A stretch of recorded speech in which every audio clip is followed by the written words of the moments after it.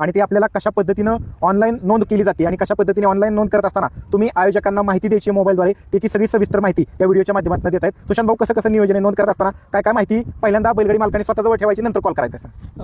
नमस्ते. काय आलंय, थोडंसं बैलगाडी मालकांनी असं अडचणीचं अवघडीचं वाटतं की डॉक्युमेंट घेते का काय, हे करते काय, तर साधी पद्धत आहे एकदम नोंद करायची, ती तुम्हाला समजावतो आणि सगळ्यांनी ती कळेल.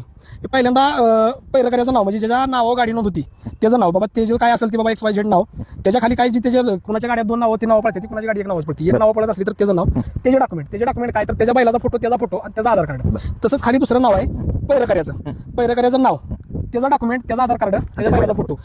जर त्याची गाडी ते एकट्याच्याच नाव नोंद होत असली तर 1 नाव ठीक आहे, इतर मध्ये दुसरी. सगळ्यात महत्वाचं की ज्याच्या गाडी नाव नोंद करणार आहे त्याचं पहिलं नाव घ्यायचं, मग इतर नावं खाली. दुसरी गोष्ट की घरचा साज ह्या नावाच्या पावत्या जास्त यायला लागल्यात, तर घरचा साज या नावाखाली कुणी लपण्याचा याचा प्रयत्न करू नये. सगळ्यात महत्वाचं आहे काय माहिती का, की आमच्या जे स्वयंसेवक आहेत किंवा नोंदणी करणारे आमची मुलं आहेत त्यांच्याकडे सगळ्यात जास्त घरचा साज म्हणून नोंद होते. तर त्यात काय होतंय की घरचा साज जरी असला तर डॉक्युमेंट चुकतील बिकतील असं काय होणार नाही. ज्याचा घरचा साज आहे, 2 बैल असली तरी दोन्ही बैलाचा त्याचा फोटो आणि त्याचा स्वतःचा आयडी म्हणजे आणि त्याचा फोटो ही तर जमा करावाच लागेल. कुणाची 4 बैल आहे तरी त्याचा 4 बैलाचा फोटो आणि बैलांची नावं बैलांचा फोटो ही आयडी तर येणारच. आणि कमिटीला ती दाखवायचं, कधी दाखवायचं ते मी सांगतो तुम्हाला.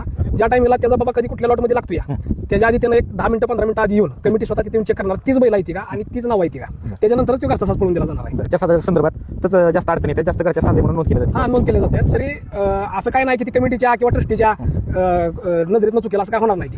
तसं करून गाडी मालकांनी एक विनंती आहे, लवकरात लवकर नोंद करून घ्यावी. आता 400+ आकडा पूर्ण झाला आहे, आज 9 तारीख आहे. आज इथं आमच्या गावा शेजारी 9-12 मैदान खाटावचं आहे. ते झाल्यानंतर बरेचसे पैरे होणार आहेत. पैऱ्यासाठी ती म्हणजे काय नोंदी राहिल्या जरी असतील तरी लवकरात लवकर त्यांनी कव्हर करून घ्या. पुन्हा पावती भेटली नाही, काय झालं नाही